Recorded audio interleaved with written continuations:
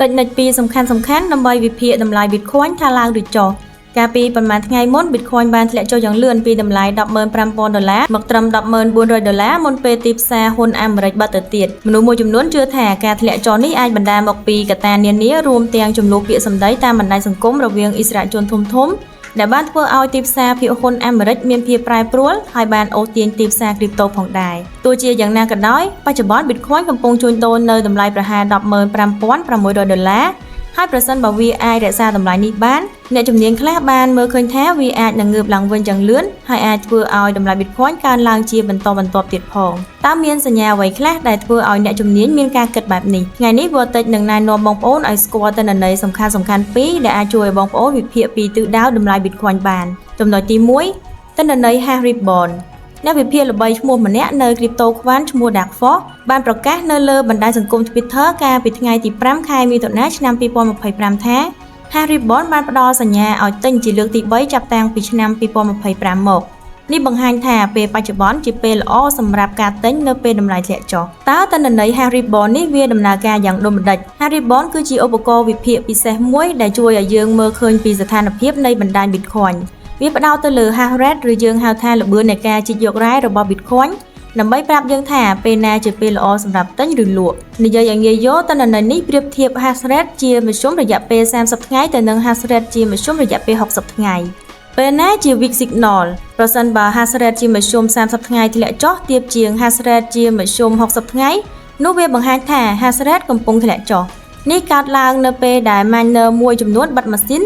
ដោយសារការចំណាយលើការជីកយករ៉ែច្រើនជាងប្រាក់ចំណូលដែលពួកគេទទួលបានស្ថានភាពនេះបញ្ជាក់ថាទីផ្សារកំពុងស្ថិតក្រោមសម្ពាធលក់ក្នុងរយៈពេលខ្លីពេលណាជា buy signal នៅពេលដែល hash rate ជាមធ្យម30ថ្ងៃកើនឡើងលើ hash rate ជាមធ្យម60ថ្ងៃនោះវាជាសញ្ញាបង្ហាញថាគួរតែទិញចូលនេះមានន័យថា hash rate បានងើបឡើងវិញហើយ miner ក៏មានទំនុកចិត្តកាន់តែច្រើនជាទូទៅស្ថានភាពនេះតែងតែបង្ហាញថាតម្លៃ Bitcoin បានដល់បាតហើយឬក៏កំពុងចាប់ផ្ដើមងើបឡើងវិញដូច្នេះ hash rate bond ប្រៀបដូចជាត្រីវិស័យមួយសម្រាប់អ្នកវិនិយោគ crypto ដែលជួយណែនាំពីពេលវេលាសមស្របសម្រាប់ទិញឬលក់ Bitcoinចំណុចទី2ទិន្នន័យ long position របស់ Bitfinex បន្ថែមពីលើ hash rate bond យើងក៏មានសញ្ញាកើនឡើងមួយចំនួនពីទិន្នន័យ long position នៅលើ Bitfinex ផងដែរដោយសារក្រុមហ៊ុនវិភាគទិន្នន័យ Alfactor ថ្មីនេះក៏បានបង្ហាញនៅលើបណ្ដាញសង្គម Twitter ថាទិន្នន័យ long position នៅលើ Bitfinex បង្ហាញថា Bitcoin អាចនឹងកើនឡើងបន្ថែមទៀត Alfactor បានបញ្យល់ថានៅពេលដែល long position របស់ Bitfinex កើនឡើងតម្លៃច្រើនតែធ្លាក់ចុះហើយនៅពេលដែល long position ធ្លាក់ចុះតម្លៃជាធម្មតាកើនឡើងពួកគេបានបន្តទៀតថាទិន្នន័យ long position របស់ Bitfinex គឺគួរឲ្យចាប់អារម្មណ៍ណាស់ប៉ុន្តែអ្នកវិភាគភាគច្រើនមិនបានចាប់អារម្មណ៍ប្រហែលជាពួកគេមិនយល់ពីទិន្នន័យនេះឬគិតថា Bitfinex មិនសំខាន់សម្រាប់ពួកគេ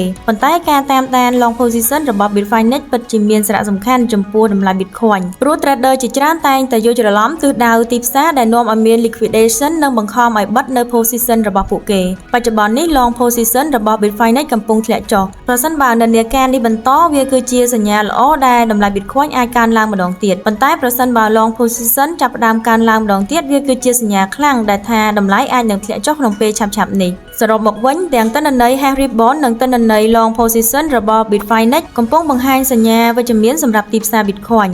សម្រាប់វិនិយោគិនទិន្នន័យទាំងនេះផ្ដល់ជាព័ត៌មានដែលបង្ហាញថាតម្លៃបច្ចុប្បន្នអាចជាឱកាសល្អដើម្បីទិញសម្រាប់ហូររយៈពេលវែង